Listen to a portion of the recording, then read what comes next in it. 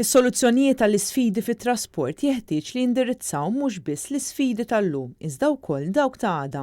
Pajjiżna jixraqlu pjan ħolistiku li jwassal għal qabża quddiem fis-settur tat-trasport, anke permezz ta' mezzi alternattivi tat-trasport. Sostna dan il-kellim tal-Oppożizzjoni għat-trasport Toni Bezzina meta kien qed jieħu sehem f'business breakfast organizzat minn newsbook.com.mt fejn ġew diskussi it-trasport u l-infrastruttura f'pajjiżna. Toni Bezzina spjega kif skont studju illi sar l-ispiża indiretta li trasport għandu fuq pajjiżna fl-2012 kienet ta' 275 miljun euro u wasmat li matul l-2020 din se titlaq 315 miljun euro.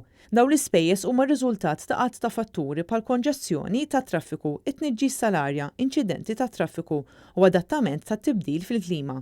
Għaldaqstant hemm bżonn investiment f'sistema ta' trasport effiċjenti illi ssarraf f'inqas spejjeż indiretti fuq l-ekonomija tagħna. Huwa qal li sfortunatament il-Gvern mhux qed jaħseb għall-isfidi tal-futur, iżda qed jillimita ruħu għall-preżent.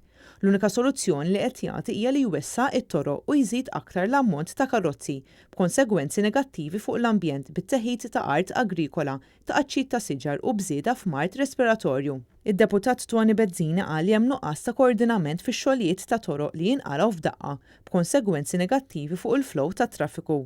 Huwa proprju għalhekk li l-Partit Nazzjonalista qed irressaq diversi proposti fosthom li jkun hemm inċentivi fiskali lil kumpaniji privati sabiex jorganizzaw trasport kollettiv għal ħaddiema tagħhom. Fl-istess attività intqal kif il-Partit Nazzjonalista qed jinsisti li l-Gvern għandu jmexxi bl-eżempju billi jiġi provdut trasport kollettiv għal ħaddiema kollha tiegħu. It-tieni proposta hi li għandha tiżdied it-tax rebate lil kumpaniji privati li jinvestu f'karozzi tal-elettriku. Apparti dan għandu jiġi emendat l-avviż legali li ġie introdott riċentament biex jagħmilha aktar faċli li aktar żgħażagħ jibdew jagħmlu użu mill-scooters li hu mezz nadif ta' trasport. Dan flimkien mal-introduzzjoni ta' aktar bicycle lanes siguri. Fl-istess business breakfast ħadu sehem diversi esperti f'dan is-settur fosthom il-President tal-Kamra Maltija tal-Kummerċ David Xwiereb illi qal li għandhom ikunu żviluppati aktar opportunitajiet fejn in-nies ikunu jistgħu jaħdmu mid-dar u fejn ikunu użati aktar mezzi ta' trasport bħal roti. Iżda biex dan isir irid ikun hemm aktar sigurtà fit-toroq tagħna.